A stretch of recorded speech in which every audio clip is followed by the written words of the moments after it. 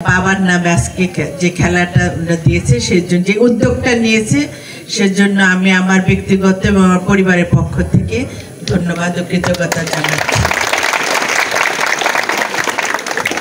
আর এবার ভালো লাগছে যে মানিকগঞ্জে প্রত্যেকটা জায়গায় বিভিন্ন খেলা হচ্ছে এবং যে খেলার দর্শকও যে আমি দেখছি সব আমাদের ছোট ছোট ছেলেপেলেরা সব বসে আছে, ওদের উৎসাহ দেখে ভালো লাগছে যে না ওরাই আসলে আসল দর্শক।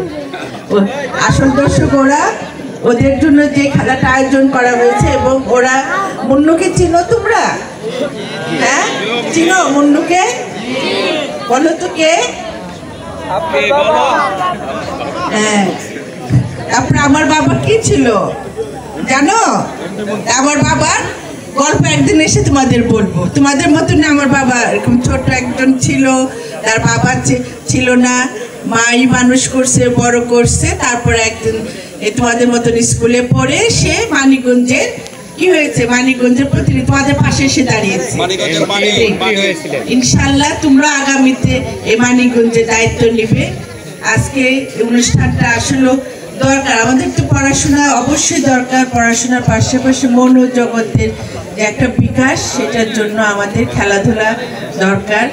যাতে আমরা চাই, যেমন আজকে যখন এই সাউদাতে বসছিলাম যে আমরা 31 দফা নেই, সেখানে একজন মা বলল যে আপা সবই তো ঠিক আছে কিন্তু ছেলেপেলেরা যে এই যে ইয়ের মধ্যে ড্রাগের মধ্যে চলে যাচ্ছে, গাঁজা নিয়ে ব্যস্ত হয়ে গিয়েছে, এটা কি করব, এটা কি করবো আমরা?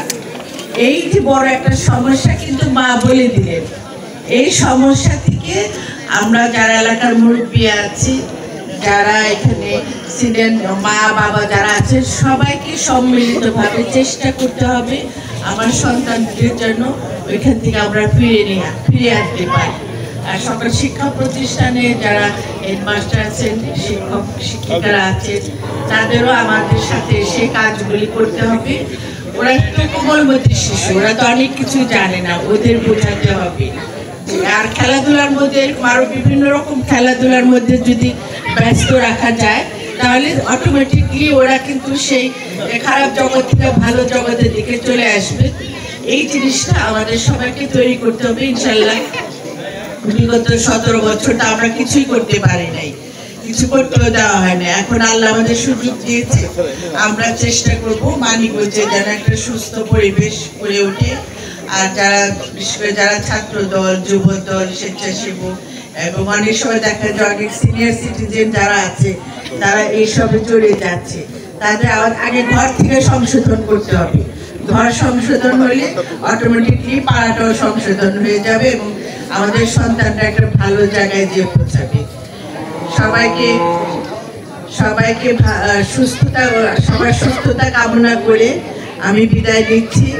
আগামীতে এইবার তো শীত শেষ হয়ে গেল, ব্যাডমিন্টনের পালাও তো শেষ।